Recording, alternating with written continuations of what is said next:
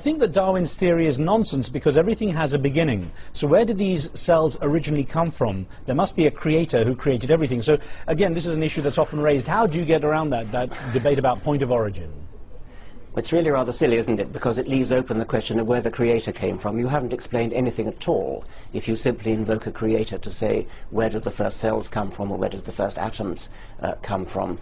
That won't do that kind of explanation. Actually, it's much worse an explanation to say that there's a creator, because the creator would have to be a great, big, intelligent, complicated thing, which is the very kind of thing that we in science are trying to explain, and to a very large extent succeeding. Even without the Darwinian explanation, design is a very bad explanation for the complexity of life, because it's got a regression built into it. I mean, you have to explain the design error, and so it's not even a good explanation.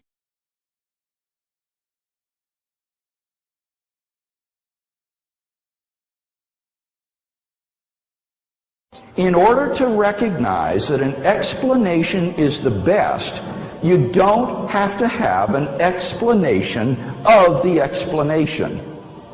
In order to recognize that an explanation is the best, you don't have to be able to explain the explanation. Folks, this is an elementary point in the philosophy of science. Suppose astronauts were to find on the backside of the moon a pile of machinery there that had not been left by American or Russian cosmonauts. What would be the best explanation for that machinery? Well, clearly it would be some sort of extraterrestrial intelligence that had left the machinery there. And you don't have to have an explanation of who these extraterrestrials were or came from or how they got there or anything of that sort in order to recognize that the best explanation of this machinery is intelligent design.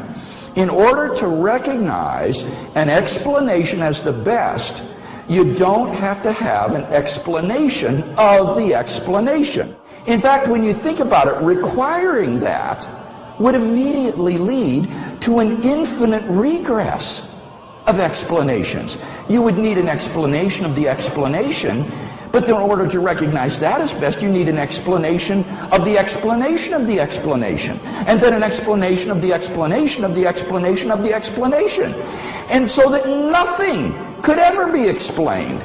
One of the outdated philosophical cliches, in my opinion, is that, well, who created God? We hear that all the time, and they think it's a baseball bat against the theists. But it's made of sponge. And let me tell you why. If we say, what caused the cause that caused the universe, then let's continue. What caused the cause that caused the cause that caused the universe? Let's continue. Then what caused the cause that caused the cause that caused the cause that caused the universe? Let's carry on. Then what caused the cause that caused the cause that caused the cause that caused? And that goes on and on and on backwards. But at one point, I have to have an uncaused cause, or there would be nothing in existence today. Think of a string of dominoes. You have a domino that knocks over a domino that knocks over a domino. I have to have a first domino, or that string of falling could never start. So in essence, to claim who created God or what caused the cause of the universe is the equivalent of saying that we don't have a universe, that we don't have a universe, that we don't have a universe. Remember the premises of the argument I gave. Everything that begins to exist has a cause. Something cannot come into being out of nothing. But if something is eternal and timeless, then it doesn't fall under that first premise. It doesn't need a cause. And the concept of God is the concept of an eternal, self-existent, necessary being, and therefore the answer is simply that God is uncaused. He is